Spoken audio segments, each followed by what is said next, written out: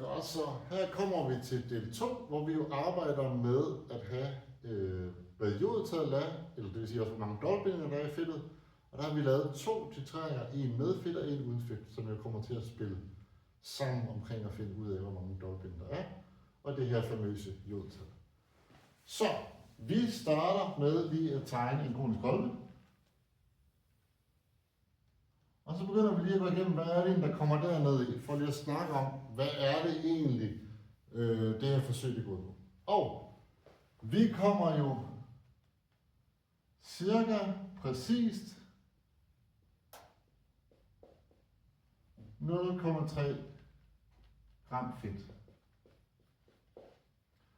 Så det næste, vi kommer ned i, det er cirka 20 ml heptan.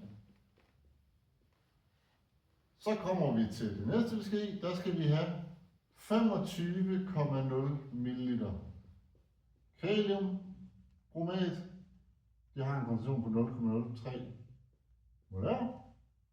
Så skal vi have cirka 20 ml svovlsyre, H2SO4.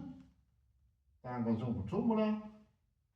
Og så skal vi have cirka 1 gram kalium. Det er det, vi kommer ned i første omgang. Okay, lad os prøve at kigge på, hvad det er, der står her. Jamen, der står cirka 3 steder her. Det betyder, at deres mængde ikke er vigtige. Derfor så kommer de heller ikke til at være med i beregningen. Hvorfor nogen skal vi så vide noget præcist om? Jamen det skal vi heroppe. Der står godt nok cirka, men der står cirka præcis. Det er vigtigt, at vi ved, hvor meget fedt der bliver brugt. Det stod jo også på glasene. Og den her mængde er også meget vigtig, for den har vi afmålt præcist. Så det er der, vi får noget vigtigt viden derfra. Godt så. Hvad de her gør, jamen det kommer så af, at vores bromat reagerer sammen med vores bromid og laver dibrom. Okay, så langt så godt. Der har vi i hvert fald noget med, at der ikke er samme antal ladning på begge sider. I skal forklare, hvorfor det her er en reaktion. Den er afstemt for jer i skemaet. Men nu går vi også lige hurtigt igennem og kigger og ser, at der er noget ulighed. Det skal vi jo lige have styr på. Og den måde, vi løser på, det er, at vi sætter 5-tal der. Så har vi lige pludselig 6 brom, så kan jeg sætte 3-tal der. Så har vi noget med ladninger. Der er minus 6, og der er 0 derovre, så bliver vi nok have noget 6 plus. Fordi det er foregående syre på tingene, så det er derfor, vi har svovlsyre. Og så får vi 3 gange. Det her det var meget lynafstemning, jeg gik igennem alle stepsene. Fordi det er jeres opgave at forklare, hvorfor det er en reaktion, så det vil jeg ikke gøre.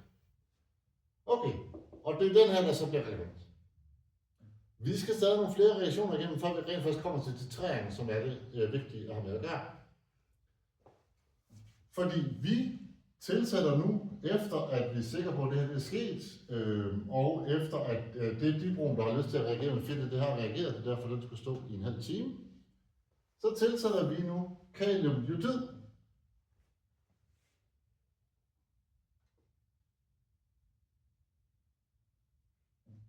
Cirka 30 ml kaliumjodid, og dens koncentration var 0,200 molar. Husker det?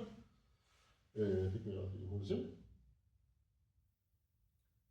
Yes, det var den. Og nu går jeg lidt noget på, for det er heller ikke præcist, og det er også cirka. Vi skal bare have nok af det. Og det kommer så af, at hvis jeg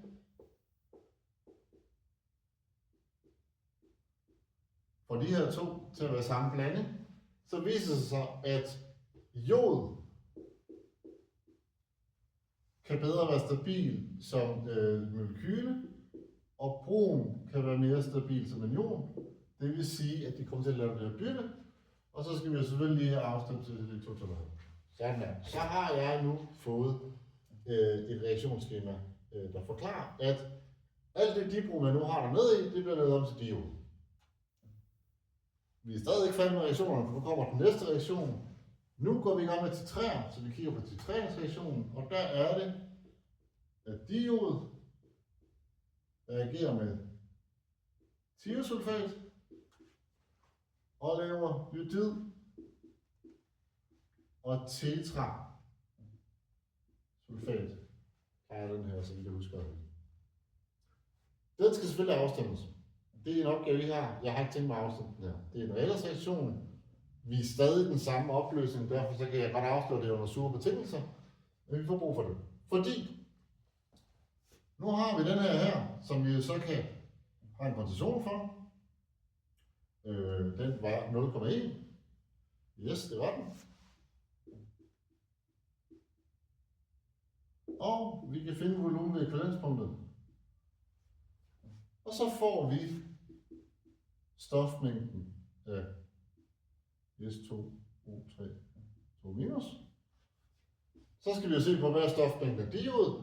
Der er et eller andet, vi skal regne om til, fordi stofmængden afhænger af reaktionsskemaet, derfor skal vi afstemme reaktionsskemaet. Men har vi stofmængden af diod, så har vi også stofmængden af dibrom, fordi de reagerer en til en. Har vi stofmængden af dibrom, den kom jo heroppe fra. Okay. Jamen, vi gjorde det her 2 gange. Det vil sige, at vi får en stofmængde af dibrom uden fedt.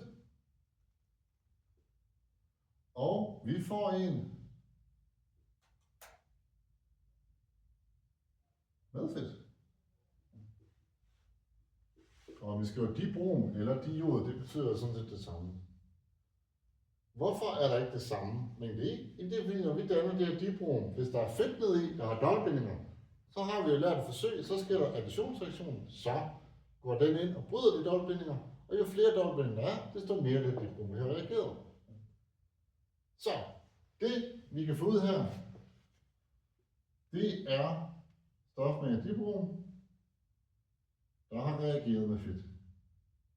Reageret med fedt.